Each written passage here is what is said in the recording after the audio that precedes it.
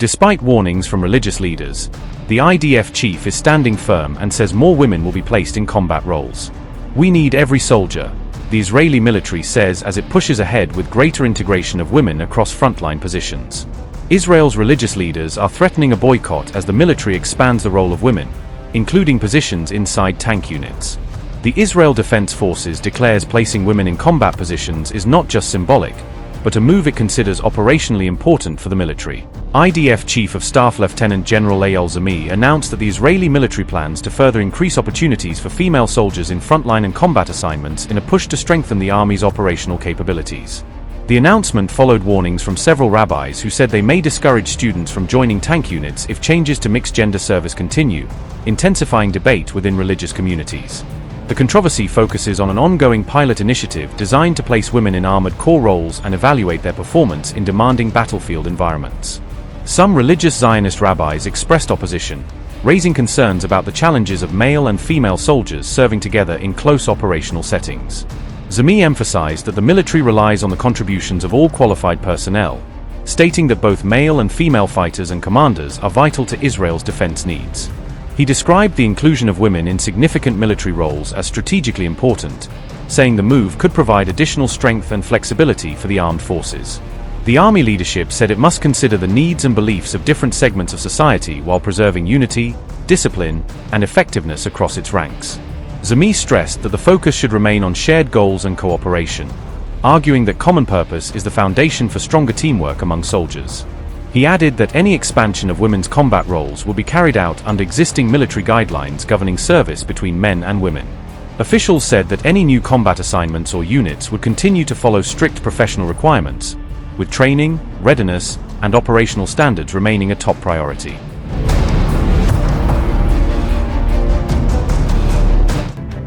Threats from influential religious groups have reportedly forced Israel's military to modify its approach toward tank crews, exposing the difficult balance between manpower needs and religious sensitivities during a period of troop shortages.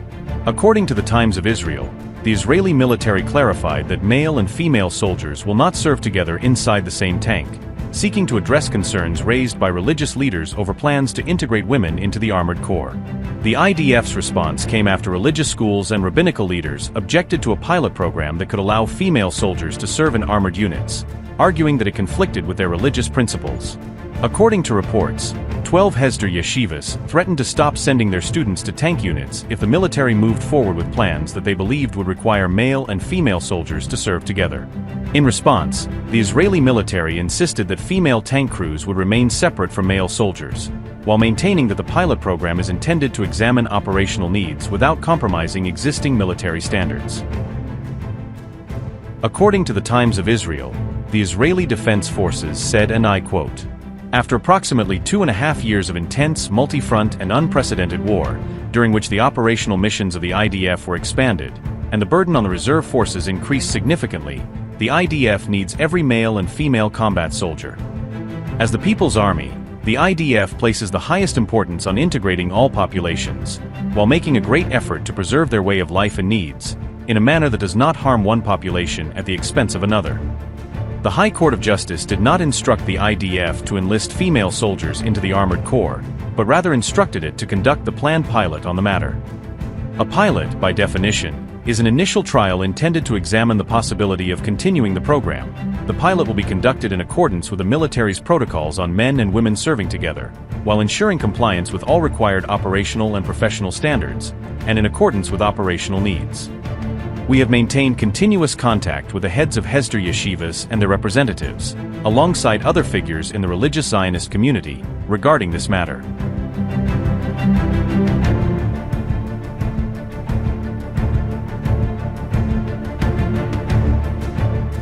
Israel's High Court ordered the IDF to begin a pilot program for female soldiers in the armored corps by November, increasing pressure on the military to move forward with plans that had faced repeated delays. According to reports, the IDF came under growing legal and public pressure to launch the Women's Tank Corps pilot after postponing the initiative multiple times over concerns related to operational and organizational requirements. Despite the controversy surrounding the integration of women into armored units, the military reportedly planned to operate gender-segregated tank crews in an effort to address concerns raised by religious communities. Reports suggested that issues related to modesty and religious sensitivities were a major factor behind the decision to keep male and female tank crews separate during the pilot program. However, while men and women may not serve together inside the same tanks, reports indicated that they could still find themselves serving alongside one another at the battalion and brigade levels.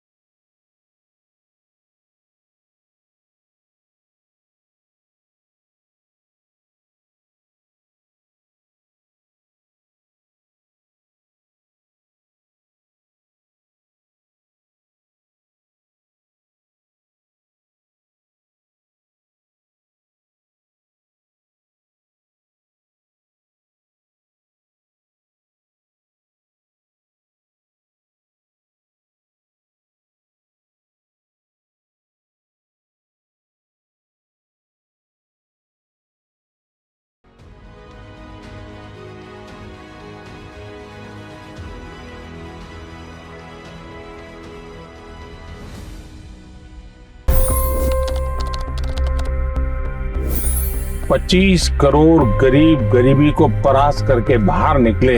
For the good of our nation, let's work together and let's truly make America great again. The fastest news breaks. Requested PM saying that look, you will have to speak to Putin and to Zelensky. The biggest news makers. The relationship with India is probably the most important bilateral relationship the US will have for the rest of this century. The capital delivered quite an election result today. Expert analysis. The million-dollar question today is how to stop this dance of death. Ground reports. I'm standing at the crossroad of the Kumbh Mela. Behind me are more than 100 entry guards. Long-form interviews. Exclusionary politics is reflected in Manipur case as well. You don't bother because this is a small state. Deep dive into burning issues. It's often said DRC could be the richest country in the whole world. It's because of what sits underneath. Why exactly did the US topple the Sheikh Hasina government? HD videos. We don't just break news, we break it down.